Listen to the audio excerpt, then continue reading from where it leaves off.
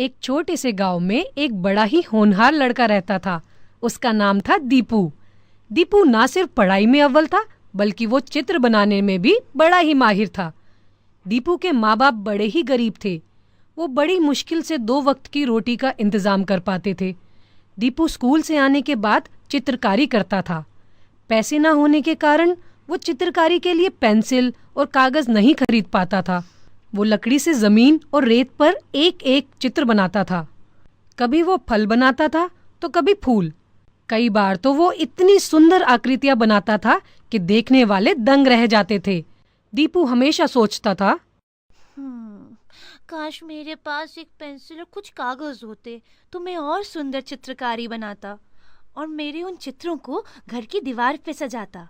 तभी वहाँ एक बूढ़े साधु प्रकट हुए और दीपू से बोले, दीपू बेटे, तुम बहुत ही होनहार और नेक दिल हो। इसी वजह से मैं तुम्हें एक पेंसिल देना चाहता हूँ। सच? ये सुनकर दीपू बड़ा खुश हुआ। किंतु ध्यान रहे, इस पेंसिल का उपयोग सिर्फ गरीब लोगों के हित के लिए ही करना बेटे, ठीक है? जी जी साधु महाराज, मैं आपकी बात का ध्यान रखूंगा। तो बच्चों, इस कहानी से हमें साधु महाराज वहाँ से गायब हो गए। दीपू ने पास के पड़े एक कागज पर एक डायरी बनाई। देखते ही देखते वो एक असली डायरी बन गई। ये देखकर दीपू को बड़ी हैरानी हुई। उसने वो डायरी खोली और उसके एक पन्ने पे आम बनाया। फिर क्या था, वो एक असली का आम बन गया।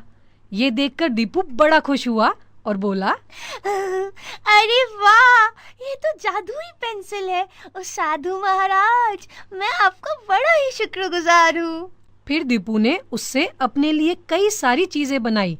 केक, कपड़े, जूते और पुस्तकें।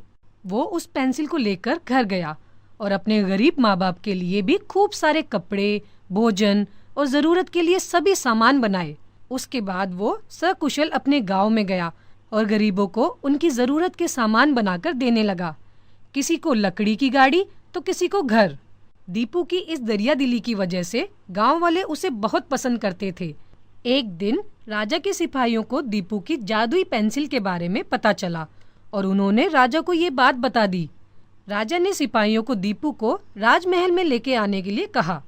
जब दीपू राजमहल पहुंचा तो राजा ने दीपू से कहा, सुनो लड़के, यहाँ आओ।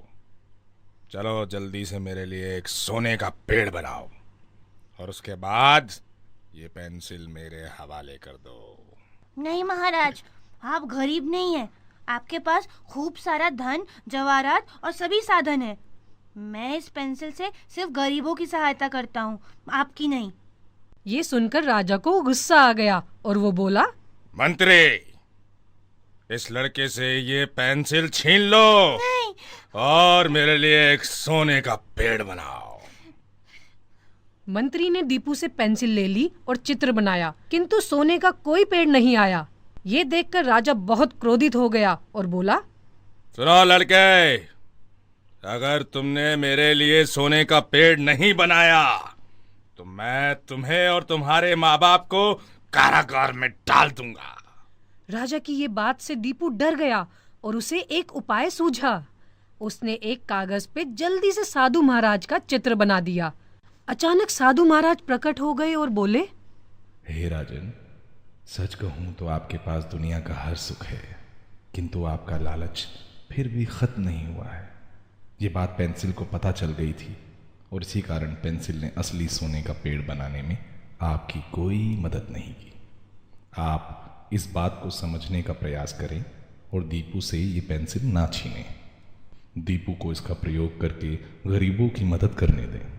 अगर किसी दिन आपको पेंसिल की सच में जरूरत पड़ी तो दीपू अवश्य आपकी सहायता करेगा।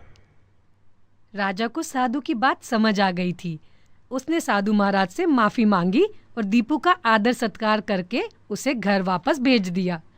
तो बच्चों, इस कहानी से हमें क्या शिक्षा मिलती है कि हमें लालच नहीं करना चाहिए, हमेशा गरीबों की मदद करनी चाहिए।